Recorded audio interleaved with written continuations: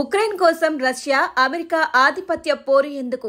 Africa, దక్షిణ America దేశాలలో China ఎందుకు నిరంతరం తవ్వకాలు సాగిస్తోంది?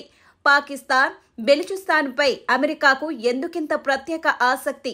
సమాధానం ఒక్కటే, రేర్ ఎర్త్ మినరల్స్. భవిష్యత్తు సాంకేతికతకు ఇవే ఫ్యూయల్. అందుకే మహాశక్తులన్నీ వీటి కోసం పోరాటం చేస్తూ ఉన్నాయి. ప్రస్తుతం భారత్ రేర్ ఎర్త్ మినరల్స్ నిల్వల్లో ప్రపంచంలో 5వ స్థానంలో ఉంది. అయినా వినియోగంలో మాత్రం దిగుమతులపై ఆధారపడుతోంది. కానీ ఇప్పుడు ఈ దృశ్యం మారబోతోంది. అది తెలంగాణలోని సింగరేణి బొగ్గు గనుల వలన. ప్రతిరోజు వేల టన్నుల ఓవర్ బర్డెన్ గనుల నుంచి బయటకు వస్తుంది. 1200 మెగావాట్ల థర్మల్ పవర్ ప్లాంట్ల నుంచి లక్షల టన్నుల ఫ్లై యాష్ ఉత్పన్నమవుతోంది. ఇన్నాళ్లు వీటిని వ్యర్థమే అనుకునేవారు. కానీ ఇవే ఇప్పుడు విలువైన రేర్ ఎర్త్ సంపదలుగా మారబోతున్నాయి.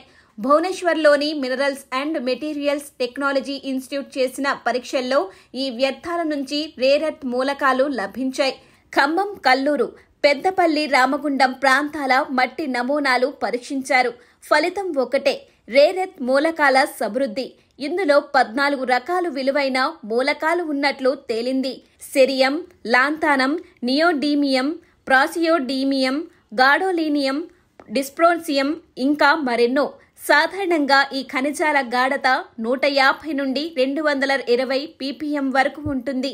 కానీ కొత్తగూడెం జిల్లాలోని దుర్గగుట్ట గనులలో గాఢత 266 ppm అని జియోలాజికల్ సర్వే ఆఫ్ ఇండియా ప్రకటించింది. అంటే అంతర్జాతీయ ప్రమాణాలకు మించి ఉన్న గనులు మన దగ్గరే ఉన్నాయి. ఈ ఫలితాలను కేంద్ర బొగ్గు మంత్రిత్వ శాఖకు సమర్పించిన సింగరేణి మరింత అన్వేషణకు అనుమతి పొందింది. ఈ నెల నుంచే వెలికితీత ప్రక్రియను ప్రారంభించే సన్నాహాలు చేస్తున్నామని సింగరేణి సీఎండీ బలరాం అంటున్నారు. ఐఐటి హైదరాబాద్, ఎన్ఎఫ్టీడీసీ వంటి సంస్థలతో ఒప్పందాలు కుదుర్చుకున్నారు.